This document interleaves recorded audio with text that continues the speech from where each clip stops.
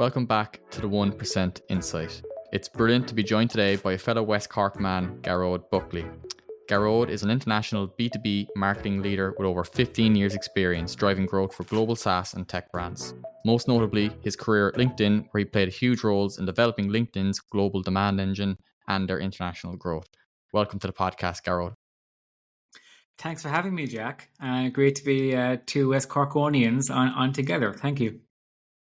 Yeah, who would have thought in terms of the B2B tech marketing landscape in West Cork? You never thought they'd go together, but here we are. It's all happening here. As soon as we got the broadband, things kicked off. Delighted to have you on today, Gearoid, and I'm looking forward to kind of deep diving into your career and insights on B2B tech marketing, content marketing, and demand generation. So I guess for our listeners, and I guess we actually both went to CIT, now MTU Cork, to study as well. So the similarities don't just stop there. But I'd love to kind of get your insight into how you got into B2B marketing. I've always had an interest in marketing in school. I used to love the case studies, in business studies in school, books as well about from business leaders when I was younger. And I just love the human aspect of it. Like someone an entrepreneur could take something and grow it. Marketing always appealed to me. And then funnily enough, when I was in maybe fifth year, I did an online survey to see what my career would be when I'm older. And it said marketing executive. And it said at the bottom of the profile, it said, this person will earn £70,000 or euros, whatever it was. And I was like, wow, I'm going to be a marketing executive. So it set me up in mind pretty quickly. But I really enjoyed that part of my studies anyway. So I applied for business studies in both CIT, or MTU now as it's known, and UL.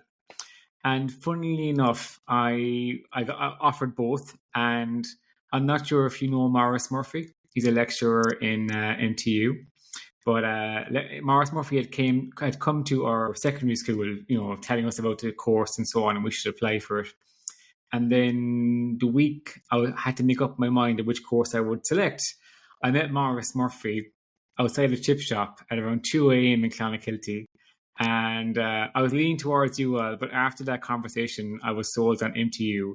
And it was probably one of the best decisions I've ever made in my life, because the staff, the culture, the people there are just, as you know yourself, Jack, it's a really fantastic place to study. I studied marketing there, and I was very fortunate afterwards to get a role with Carberry Plastics. I left MTU in 2009. It was the height of the recession at the time, and I managed to get a role, as I said, with Carberry Plastics. And they're a company, if people are not familiar with, they're based in West Cork, but they're renowned for making high quality Irish-made oil tanks. And if you're driving down the road, probably anywhere in Ireland or probably also in the UK, and you see red and white road barriers during construction, they're also manufacture most of those as well. But I joined a company just as the construction sector was nosediving. And it was really exciting, actually. It was very challenging in the sense that people were, hours were cut for the people working in the factory and so on. But it was also very, very exciting because, I was there, a young marketer, charged with rethinking how we go to market. Our current market that we had during the Celtic Tiger had now gone. And we had to rethink about which markets do we go after in Europe and the UK. And it was really, really cool and exciting. So very privileged to have that opportunity. I did a year and a bit in Carberry Plastics, and then I moved a couple of miles away to a company called PGI, also based in Clonakilty. We're now talking on a video call, but before video, obviously there was audio conferencing, and the company I worked for then was PGI. And 90% of audio conferencing probably took place on PGI's infrastructure. They were market-leading company globally. Again, I learned a lot there, and I joined PGI just at the right time as well, because they were now evolving into video conferencing. And it was a net new space for them as well. So when I joined PGI, I got an opportunity to really work on launching new products. And yeah, a very exciting time to be with them. This is all coinciding. I was also mayor of my hometown in Bandon. And when my term came up in local politics, my time was up in 2014. I wanted to kind of, spend some time away from Cork for a while because I could. a lot of my friends had traveled. I didn't travel because I was in local politics and I was working locally. So I took up a maternity leave cover, 11-month contract at LinkedIn. And that was employee number 4 in the LinkedIn ads marketing team. And yeah, I was there for 11 years. They found it very hard to get rid of me. But yeah, it was really, really great opportunity. I came in at the right time. We got a chance to build so much stuff, try loads of stuff. Some things didn't work out as we would like to, but it was a great time to just jump into the deep end and really kind of grow a really cool brand. And also one of the unique things about LinkedIn was I was targeting marketers with my marketing.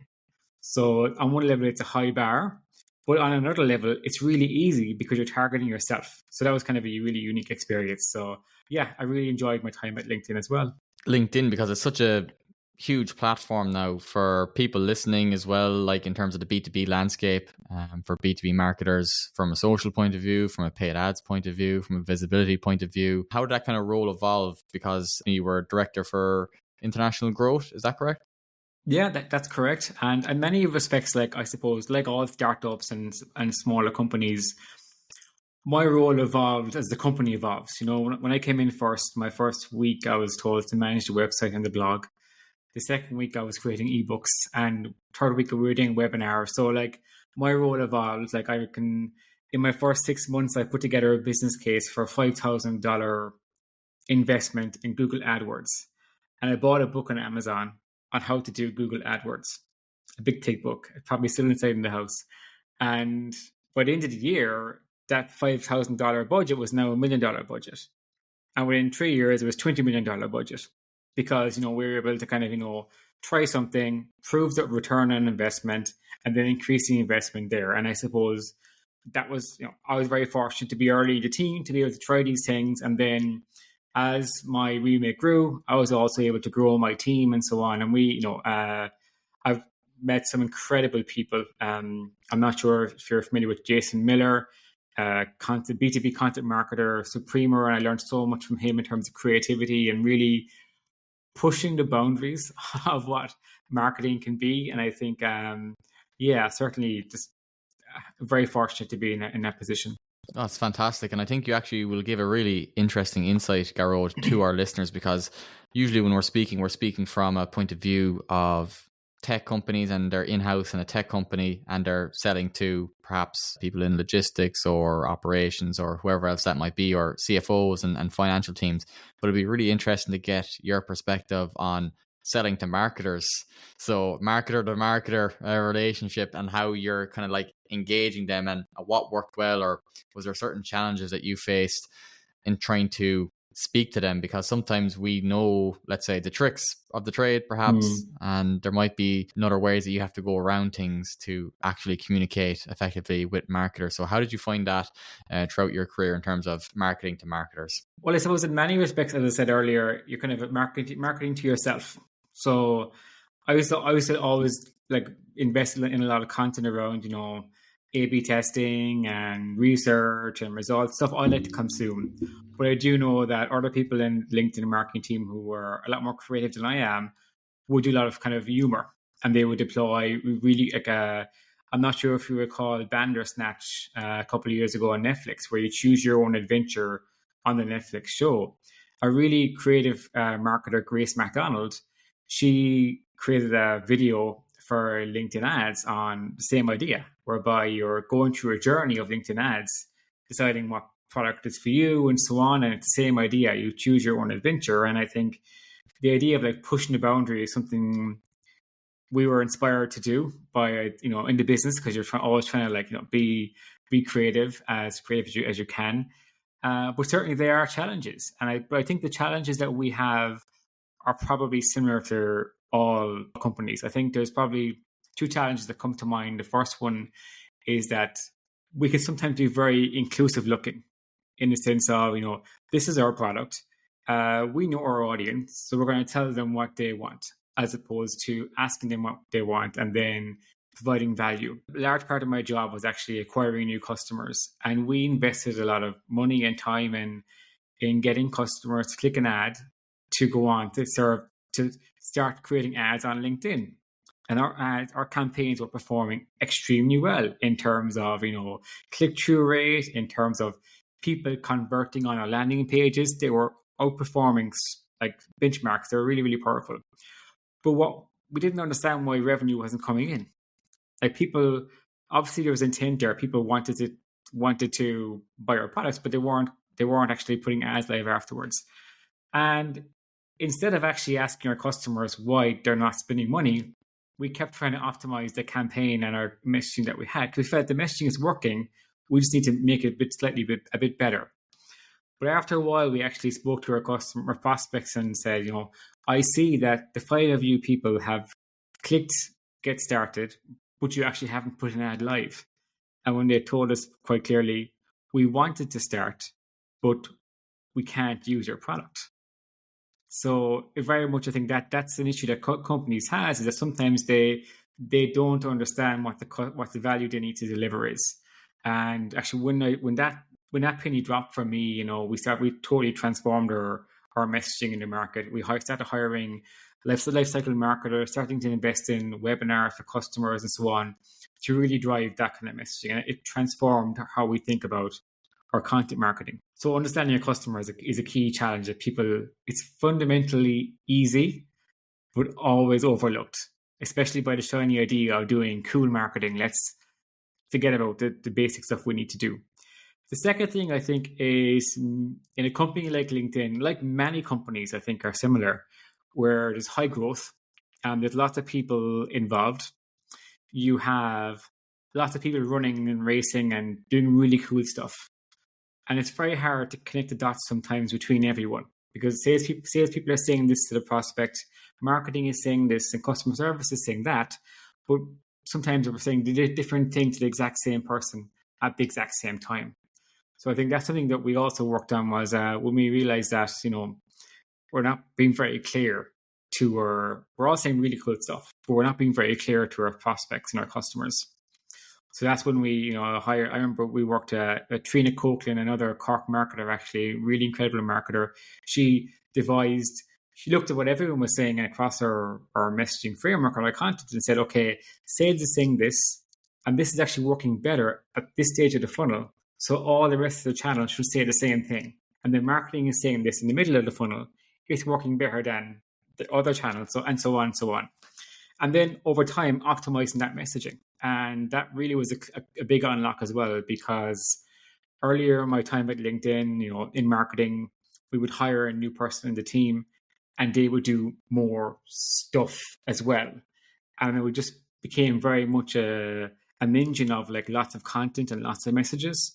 And once we started tidying that up and it linked back to what customers actually needed, we started to really scale the engine. A lot of people listening will be maybe in-house in a B2B tech marketing team. They might be looking at this, and those are great insights in terms of go out and speak to your customers and understand them, and also refine the messaging and keep refining until you find what is working with them. So speaking on that, Gearoid, because I think you have a lot of expertise to share with these listeners. If you were developing a kind of a go-to-market, content plan or marketing strategy, for example, for a tech company in 2025 and beyond, what insights or, foundational building blocks would you share with the tech teams listening today? There's probably a number of things I could say. The first thing I think is you need to understand your strategy. It's so, so important. I think I remember I was a young marketer and I got into a room and I invited people from my team to have a conversation around, let's do a campaign. I didn't know why I wanted to do a campaign, but it was that time of the quarter. We had to get planning for next quarter. And I look back now and I was naive. We probably did a really cool campaign, but it wasn't tied to a very clear strategy. And that's I think I've learned, especially as, over the last couple of years, the markets have been more challenging. And we've really had to be very clean and clear and tight on our messaging. Who do we want to target? Where's our product market fit? Very, very clear, because, that's really, really essential. And the most important part of a good strategy, I believe, is identifying what you're not doing. So I think it's very easy. Everyone puts strategy on paper and it looks really good, but then we go off and do other things. So it's really important that you also clarify, this is what we're not doing. And then the hard part is sharing that list of things you're not doing with everyone, all your stakeholders, and saying, to do this, we can't do that. And that's just the reality of it. Another piece will be contextualize your measurement. And I say that in the sense that very often a campaign could perform very, very well. And it could really good top of funnel metrics like, click-through rate and so on. But then you may not see the revenue come in. And you're talking about top of funnel metrics. Or it could be even more drastic than that, whereby, the revenue from marketing this year grew 50% year over year. That's an incredible story. But the context that's missing in that stat is that, the market grew 200%, but we only grew 50%.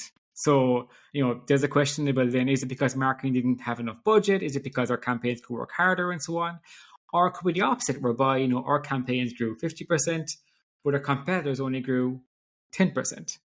And then that's a really good story as well. So I think contextualizing your performance is really, really important in a measurement of that, because stats on their own, or data on their own, is only, you need to understand the full picture. It's a really interesting point, actually, in terms of the measurement, because I think that's something that, as marketers, especially more the creative side of B2B marketing, will struggle more so with the measurement, the mathematics behind it, the data, and obviously data can become very siloed in today's world, where things are just in separate, Google Sheets, or they're in your CRM, and somewhere else is in an Excel sheet, and you've all this distributed data that isn't necessarily making any sense in one clear picture. Do you have any tips, or from your experience, in terms of like measurement for either marketing campaigns or like marketing as a whole, in terms of just a kind of a very clear roadmap of how you should be measuring certain activities and reporting to C-suite? We could probably have like 6 hours alone on measurement, I think. But I suppose the contextual piece, how I put that into practice is with the scorecard mentality. So like, for most of my marketing career, I have had a target, normally last click, attribution, and so on. But the problem with that is that you're losing the wider context, as I said earlier. But by having and you mentioned, people who work in creative or brand marketing, how does that relate to the scorecard? Well, in my scorecard I would have on top of the funnel metrics such as, if we're investing in top of funnel channels, we should have a target for that. And the target would be, are we increasing brand awareness? Are we improving consideration, wherever those targets are? And then in that part of the scorecard, top of the funnel, the KPI is consideration and brand awareness. And then as we work through the funnel, you're looking at retargeting, audience size, lists, and so on, and different kind of KPIs at different channels, until you get to the bottom, which is revenue. It's a different narrative than just saying that, we smashed our brand goals, or that, we did brand marketing, so we can't measure it. That's not the whole picture here, The investment that we're making in brand now sets us up so when the market does improve, we're in a market leadership position. And that's the key output for leadership. Even if you're going through that measurement piece, Gearoid, because I find it myself very interesting as well, like from top to bottom, and like how would you start in terms of like that mind share? Like how are brands attributing or collecting the data or measuring it to showcase this is our brand awareness? Obviously you have the social metrics in terms of impressions, awareness, interactions, and the basic level social. Is there anything else that you found that was working well in terms of calculating that mind share? Well, I think I'm very fortunate that I know I'm coming from a tech company where we could afford to use, Kantar studies or Ipsos MRBI studies, and that gives us that information. We can ask specific questions to our target audience. But there are a lot of free tools you can use online that you can get similar kind of answers.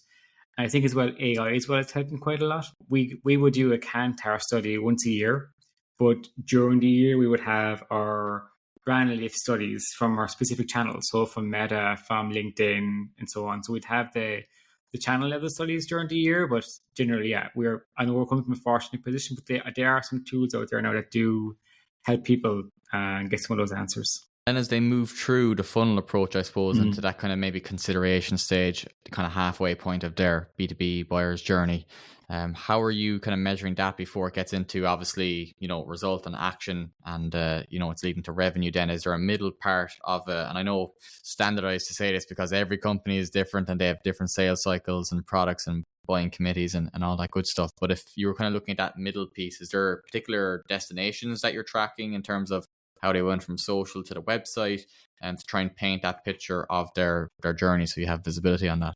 So, for example, if people take a certain action, then they fall into audience A, and they'll start receiving audience A messaging. And as they engage more with our marketing, they will receive different messaging and so on through the funnel. The main takeaway there is you need to be measuring it, because if it doesn't get measured, you can't improve it and you can't take action then. Same as your sales. Marketing falls into the same bracket in terms of the measurement is a huge piece to it. Interesting stat for you as well. So we started investing a lot recently in incrementality testing and media mix modeling, and it's been mind-blowing in terms of what we learn about what we're doing. And obviously, I know for a long time that search engine marketing is very, it's taking credit for things it probably shouldn't be getting credit for, because it's a last click. And if people are using last click, with things like podcast ads or even your podcast now, people can click this podcast. They might have a link in this bio or whatever, but people don't click that. But what we learned from media mix modeling is that this format is really, really effective. I'm not surprised as a marketer that it's effective, because I'm consuming podcasts every day, but it doesn't show up in the measurement that we have. So one of the things that I found really powerful as well to validate my hypothesis around the marketing mix that we should deploy is consumption reports. So here building, this is my target audience, this is who they are, and then getting a consumption report, where did they spend their time and so on. And the thing, as B2B has evolved a lot over the years from being a very boring place to work to being, it's probably more exciting now, in my opinion, than B2C. We're targeting people, not companies, and people make decisions within these companies. So I think that's really important, that when you think about your marketing mix, you have to almost think beyond what you can measure as well. Yeah, no, it's actually very interesting. I totally agree, because I was looking at some research and I know LinkedIn had done kind of collaborations on the B2B Institute with the Ehrenberg Bass Institute and the kind of research they're doing down there in Australia in terms of what they're doing. And one of the theories that they've developed down in that institute is the 95-5 rule, in terms of, the assumption that 95% of a B2B audience isn't in market at this given time. And of course, you can't take anything as pure fact. It's not going to be exactly 95% when everyone measures it for their company, but it's to kind of highlight that the vast majority of people aren't in market for your technology solution right now. They might be in with a potential vendor right now, and they have that agreement in place, and they mightn't have the budget, etc. So they're not able to buy, even though we'd like to think in the ideal world that we put our marketing messaging out there and yes, it's class, they're going to buy it right now. And then we're kind of left at the end of the month saying we didn't hit our mark here, we don't know what's going on. But that's where the content piece comes in, is that you're trying to educate and build trust with those people now. So over the next few months, they're shaping buying decisions within their B2B buying committees, etc. I think that's the really interesting part. And I think there's a huge market for, if you can start to, make sense of what doesn't make sense, that we can't track, that it's invisible to us in the buyer journey. I think that would be really interesting as that develops, that we can start putting a kind of a place, starting off with what you were mentioning there in terms of the mixed modeling on what roles other parts of marketing play in getting people to, let's say, that demo stage, and start to actually attribute true business success and growth through content marketing. And there's obviously some, great tools out there now that can do it, but I think there's a way bigger industry in that whole measurement of content and tracking people as they go through a buyer's journey, obviously, with a compliant. And just on that too, Jack, the people, and I was guilty this too for years, if someone downloads content A, we should now definitely get them content B and content C and so on. To your point, only 5% of people want to engage in a journey right now. And the rest of the people, we just need to educate and engage. And one of LinkedIn's, I suppose, how our strategy has evolved over the last number of years actually has been, we've moved away from content leads. All content is mainly ungated, because we want to give value to our prospects and customers. And when they're ready to buy, we'll make it easy for them. We're here. And that's changed how we go to market. We're no longer chasing leads that never went anywhere, and now we're focused on leads that are going somewhere. And that's I think that's a way to respect the 95% rule. For smaller SaaS startups, tech companies, obviously revenue is number one for them. You know, they need to see revenue come in, and it can be hard to have that conversation where you're like, you need to play the long game, you know, but they're like, their runway mightn't be that long because of the situation of the market and different areas like that. And I think the thing to come back to is that you can have both, you know, that's, you know, there's the 5% and that's conversion focused marketing, and, you know, identify who they are and by all means market to them, convert it. Not saying totally forget about them, you know, make your revenue there right now, but there's so much you can do on the other side of it to make sure that you have the pipeline and quality leads coming in 6 months from now, 12 months from now. That also needs to be looked at. And I think maybe, you know, 5-10 years ago, from what I've read or from what I've seen, is that it was very conversion focused only, and it's only in the last 2 years we're opening up our kind of minds to the whole content thing, and people are kind of saying, oh, maybe we should be investing in that, or that there might be an ROI on that. So I think it's a really interesting space for the whole industry, really. Like you mentioned, there's some exciting stuff happening in B2B marketing, you know, like people are winning awards at the Cannes, you know, the marketing festival down in Cannes. Like people are pushing the boundaries on what B2B marketing ads look like, what content looks like. And I'd love to get your thoughts on that, actually, in terms of, you've seen B2B marketing now for you know, the last kind of 15 or so years. How have you seen it, you know, change from those days in Clonakilty to being at a global company, you know, leading global teams in B2B marketing? How have you seen that change? And yeah, I think it's evolved quite a lot. When I started working in PGI, I remember working on a white paper, and it was actually like a white paper in the sense of it was text. There might have been a couple of graphs in it, but it was like text in maybe 10 pages of text, heavy content for IT decision makers. And it was, you know, since we realized that buyers are people now as well, and that's totally changed. And people want different ways to consume content, like podcasts, like, you know, webinars, like meet face-to-face events, and so on. So much more modern ways to engage, and that's definitely been a big change. To your point there about it's I'm using an analogy, like for a long time we were in a 5K mode, you know. Let's chase MQLs, short-term MQLs, and let's chase short-term wins with short-term channels such as search engine marketing, such as bottom of funnel campaigns on channels, and so on. And, you know, people need to approach a marathon perspective.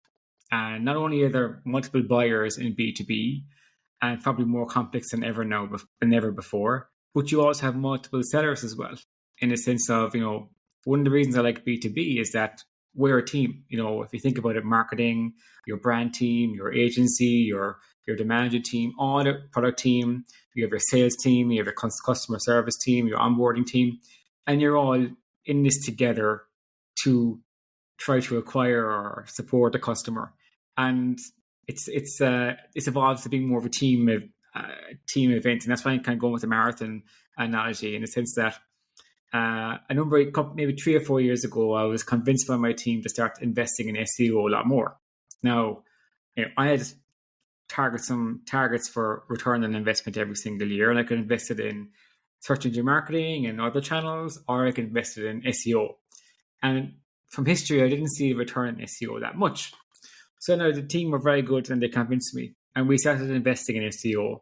And like this time last year, we recorded a 17x return over 3 years. That's just, you know, insane. And the beauty about playing that long-term game, that marathon game, is that content now is still contributing today. Whereas that Facebook ad or that YouTube ad that we invested in 3 years ago, that's gone. You know, so that's why I think, like, thinking long-term, but to your point, you also need to have the short-term tactics as well to capture in your revenue, but you definitely need to think that. Whether it's in content marketing or just effectiveness of B2B marketing, where do you see that going in the future? To be honest with you, I don't know, because I think it's evolving every single day. I will think, like, a lot of people right now around the SEO, people are saying, oh, we need to pivot really fast to FAQ content and this kind of stuff. Yes, that is probably true. But are we going to be doing FAQ content this time next year or 2 years' time? Probably not. So I don't know where we're going to net out. You know, we also see every company building their own agent on their own website at the moment. I don't see that being a thing, and maybe in a few years' time, or if it is, it might look very, very different. I do see how people buy evolving has changed, and that's based on my own behavior. And I'll give you an example is that I'm not sure about you, but have you ever been on a sales pitch with a sales rep and you've gone to their website, you've downloaded some content probably, you've seen some ads, you might have gone to a webinar, you finally fill out the Contact Us form, you get sent stuff from the rep in advance of the call, and then they go into the slide one of the call. The company is called X and we do Y and here's what we do. And it's like, I want the price. Will you give me the price? And I feel like now with AI, people are skipping that even faster because they're going to, their large language models and asking them, I want to buy this tool. Which ones are in the market? Okay, from these, which ones do you recommend based on my company and on my requirements?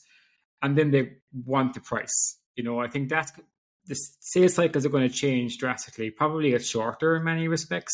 I hope they do. And then I think companies need to be in a position to kind of support that and move away from these long sales cycles to being very much a case of moving with the market. I think that's going to be a change in the future. I was on a recent podcast and we were chatting about this as well in terms of how do you make sure that your company is coming up in those questions in the LLMs, and when people are going to ChatGPT or Perplexity or Claude or wherever they're searching, and they're putting in, and they're B2B buyers in that scenario, and they're sales mindset on, they're into awareness. They have a few people maybe that they've considered, but they're checking it out and fact checking it.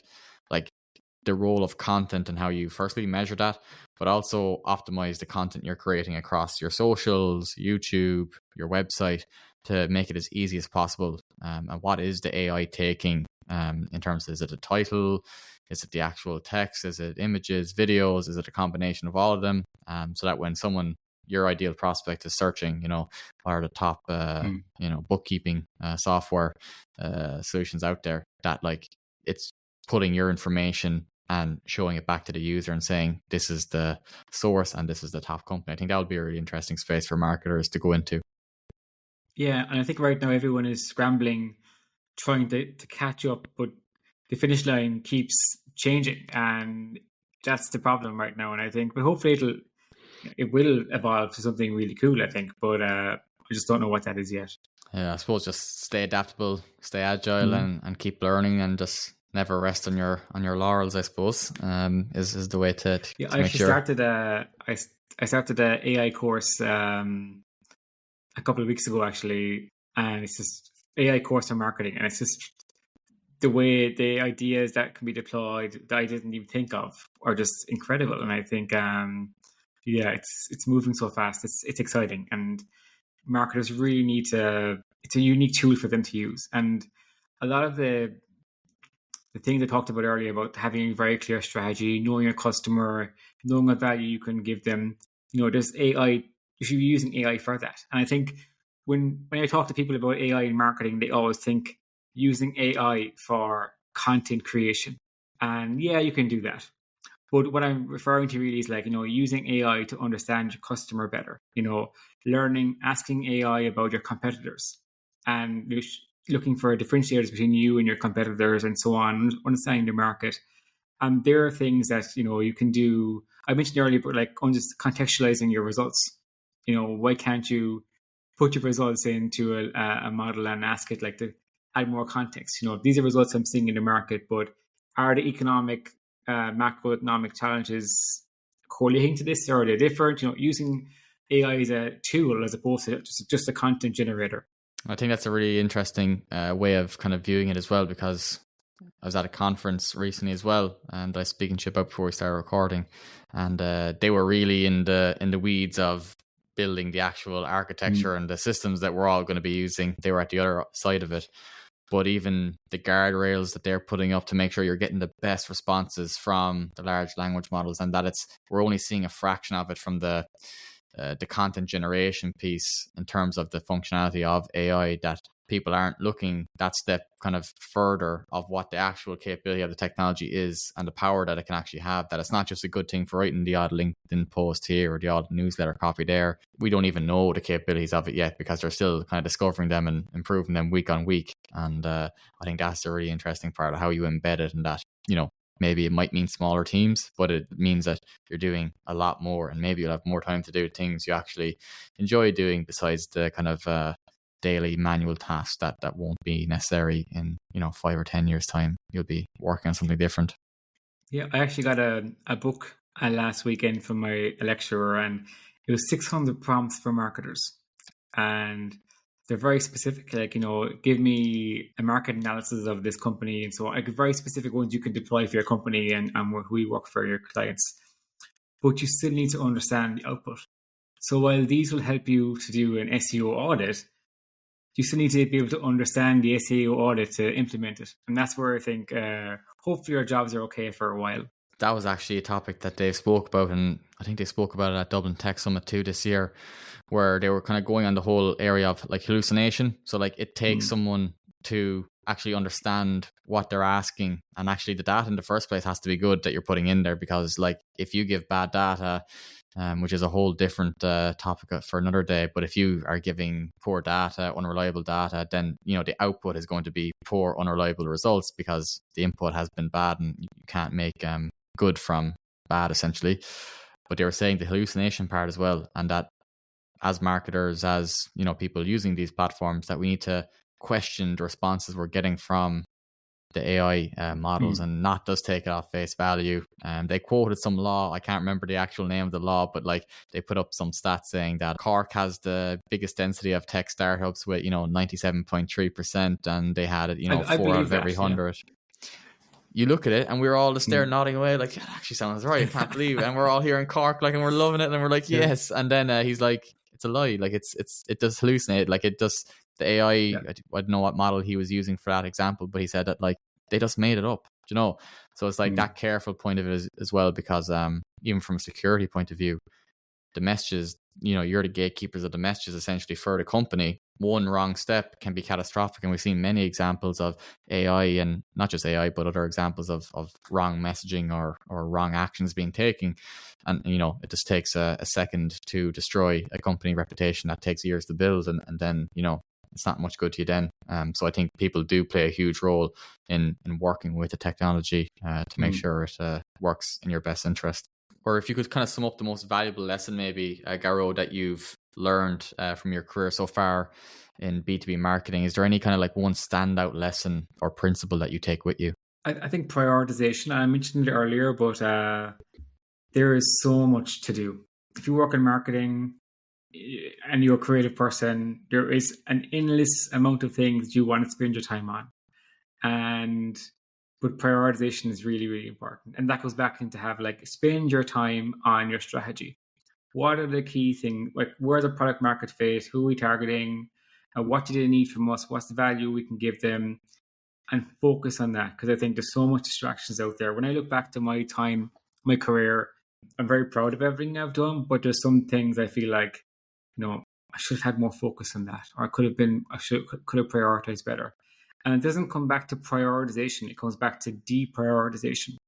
Because if everything is a priority, nothing is a priority. So there's a really good marketer, Andrew Manu. You should follow him on LinkedIn. Very good at just really insightful. He ingrained in me at LinkedIn for a long time about deprioritization and using PMAX to prioritize, and it's so important. If you could share one advice with either the company or the marketer, what 1% insight would you share with them in terms of, effectively marketing to their markets? I'm going to go really tactical here and say always be testing, because you say 1%, but I'm going to give you back a number of 3%.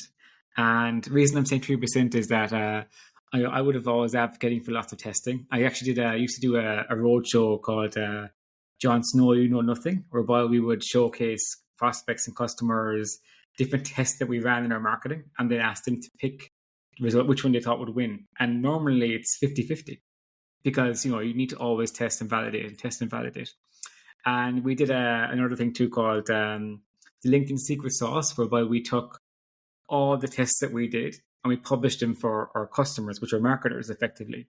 And that's kind of a really good way of using our own, what we're doing as a content platform for our customers. But I mentioned 3% because some of my team last year were seeing the marketing qualified lead to opportunity is normally high volume, low quality in marketing qualified leads. But by one simple change in the landing page, this incredible marketer, Michelle Chang, was able to improve the conversion rate from 3% to 6%, effectively doubling the revenue overnight by one simple test. So I really essentially recommend always be testing and test every single thing if you can. Yeah, there is endless capabilities now for even smaller teams listening to this. If you have 2 or 3 in your team, you don't need to have the global budget behind you. You can get smart, you can be agile, you can use these tools that are readily available and start testing and start making use of them. Best book for B2B technology marketers? Staying on Team, Humanizing B2B. But I would recommend, I think Paul Cash wrote that, but there's a newsletter I subscribe to called From Growth Hackers. It's my go-to every week. I recommend that. Company that is doing great B2B tech marketing now that you admire? HubSpot. I've always admired them, but they've reinvented themselves recently with the rebrand, and they have this new series called Masters, which is a pretty good kind of insight from an expert in the marketing world every week. Cool. And then finally, if you weren't in marketing, what would you be doing? I would have a pub somewhere in West Cork with the fireplace on and live music in the corner. I used to work in pubs in college and I loved it. So that'd be good crack. I think that's probably the best, one of the best responses I'll get specific to West Cork on this podcast. So that was fantastic. Gearoid, I'd like to thank you for your time today. It was fantastic. Thank you for sharing your 1% insights with our listeners. Where can they find you online? On LinkedIn, Gearoid Buckley. Brilliant. Thank you very much for your time today, Gearoid. Thank you, Jack.